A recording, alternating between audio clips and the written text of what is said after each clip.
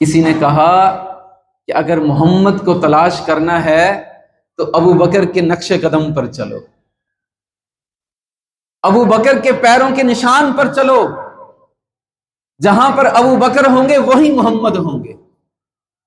اگر محمد تک پہنچنا ہے تو ابو بکر تک پہنچو، اگر ابو بکر تک پہنچ گئے تو محمد تک پہنچ جاؤ گے صلی اللہ علیہ وسلم۔ اس وقت بھی لوگوں کو یہ معلوم تھا، انہیں یہ یقین تھا کہ آپ صلی اللہ علیہ وسلم اور ابو بکر کی بے انتہا محبت ہے کہ آپ دونوں علیحدہ نہیں رہ سکتے۔ چنانچہ وہی پاؤں کے نشان دیکھنے لگے جو میں نے شروع میں آپ سے عرض کیا کہ پہلے پاؤں کے نشان دیکھے جاتے تھے، اب بھی یہ رواج ہے۔ حضرت سیدنا صدیق اکبر رضی اللہ تعالیٰ عنہ ارشاد فرماتے ہیں کہ دشمن ہمیں تلاش کرتے کرتے کرتے کرتے غار ثور تک پہنچ چکے تھے، اور اگر وہ اپنی قدموں کی طرف دیکھتے تو ہمیں یقیناً دیکھ لیتے۔ حضرت سیدنا صدیق اکبر فرماتے ہیں کہ میں ڈرنے لگا، گھبرانے لگا۔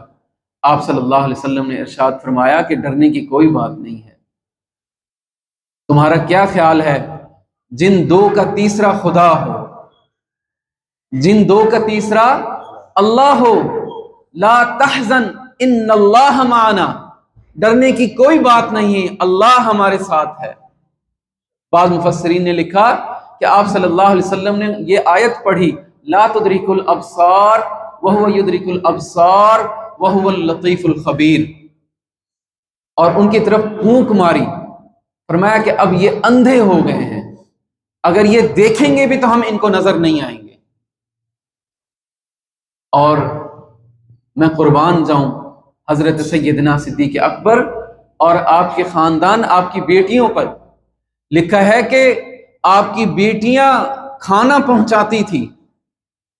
میں نے شروع میں عرض کیا کہ جو لوگ عمرے پر گئے ہیں انہیں پتہ ہوگا کہ کتنا مشکل راستہ ہے اور غار ثور تک جانا کتنا مشکل ہے۔ اب ہم تصور کریں کہ کس طرح سیدنا صدیق اکبر نے آپ صلی اللہ علیہ وسلم کو کندھوں پر اٹھایا ہوگا، غار ثور تک پہنچے ہوں گے، اور کس طرح سیدنا صدیق اکبر کی بیٹیاں اس غار ثور پر، اس جبل ثور پر چڑھ کر کھانا پہنچاتی تھی، اور سفر کتنا ہے، کتنا وقت لگتا ہوگا، اور وہ کتنے مشکل دن ہوں گے۔ اللہ اکبر۔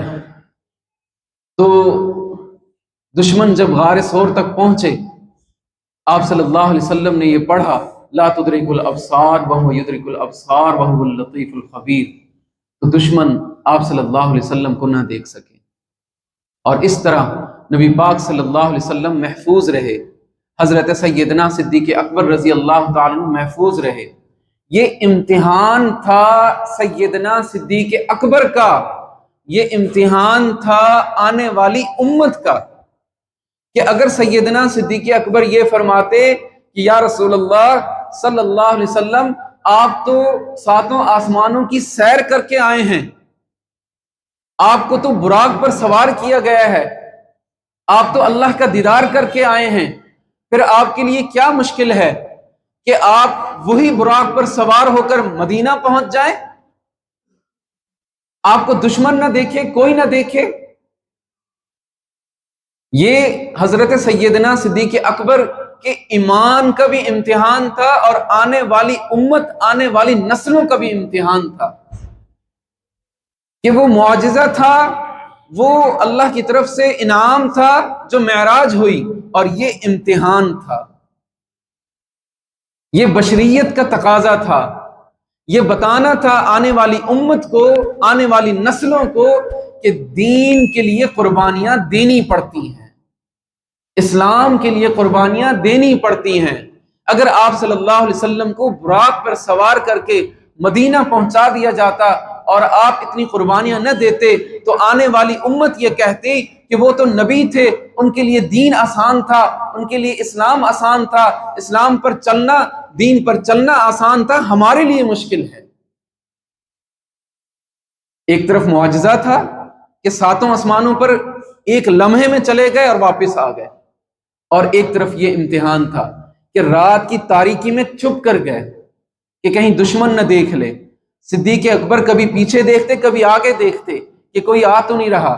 غار ثور میں جا کر آپ چھپ گئے اور دشمن دہانے پر پہنچ گیا اور ڈر رہے ہیں. اللہ فرما رہے ہیں لا تحزن، ڈرو نہیں، ان اللہ معنا، اللہ تمہارے ساتھ. یہ بتانا تھا کہ جو اسلام کی بنیاد تھی وہ کون تھے؟ سیدنا صدیق اکبر. سیدنا صدیق اکبر اسلام کی بنیاد تھی، اور بنیاد جبل ثور کی طرح مضبوط تھی. یہ بنیاد پہاڑوں کی طرح مضبوط تھی، اس لیے کہ سیدنا صدیق اکبر پہلے مسلمان تھے. بنیاد کمزور ہو، بنیاد ہل جائے تو عمارت گر جاتی ہے. یہ بتانا تھا کہ یہ وہ صدیق ہے کہ جس کی بنیادیں مضبوط ہیں. یہ اسلام کی بنیادیں ہیں. معلوم ہوا کہ اسلام مضبوط ہے، دین مضبوط ہے، صحابہ مضبوط تھے، پہلی بنیادیں مضبوط تھی. اس لیے صحابہ کرام ہمارے لیے مشعل راہ ہیں. اللہ کے رسول صلی اللہ علیہ وسلم نے کیا فرمایا کہ میرے صحابہ ستاروں کی مانند ہیں، تم جس کی بھی اقتدا کرو گے فلاح پاؤ گے. ایک موقع پر حضرت عمر فاروق رضی اللہ تعالیٰ کا دور خلافت تھا. لوگ جمع ہوئے تو آپس میں بحث کرنے لگے کہ حضرت عمر رضی اللہ تعالیٰ عنہ حضرت صدیق اکبر سے افضل ہے. حضرت عمر رضی اللہ تعالیٰ عنہ حضرت صدیق اکبر سے افضل ہیں. بحث کر رہے تھے. کسی نے کہا نہیں، صدیق اکبر افضل ہے. تو کسی نے جا کر حضرت عمر کو بتا دیا. حضرت عمر رضی اللہ تعالیٰ عنہ توڑے ہوئے آئے اور جو لوگ بیٹھے تھے ان سے کہا لوگوں، خدا کی قسم، ایک رات جو غار ثور میں حضرت صدیق اکبر نے آپ صلی اللہ علیہ وسلم کے ساتھ گزاری ہے، وہ رات عمر اور عمر کے خاندان سے بہتر ہے. اس رات کا کوئی مقابلہ نہیں کر سکتا. تم کہتے ہو کہ عمر بہتر ہے. سیدنا صدیق اکبر وہ ہیں کہ افضل البشر بعد الانبیاء، افضل البشر بعد الانبیاء، کہ انبیاء کے بعد انسانوں میں سب سے زیادہ مقام، مرتبہ، فضیلت وہ سیدنا صدیق اکبر رضی اللہ تعالیٰ عنہ. گزشتہ جمعہ بھی میں نے عرض کیا تھا کہ 22 جمادی الثانی سیدنا صدیق اکبر رضی اللہ تعالیٰ عنہ کا یوم وفات ہے. اللہ تعالیٰ سے دعا ہے اللہ تعالیٰ ہمیں صحابہ کرام کی محبت، ان کے نقش قدم پر چلنے کی توفیق عطا فرمائے. وآخر دعوانا ان الحمد للہ رب العالمین.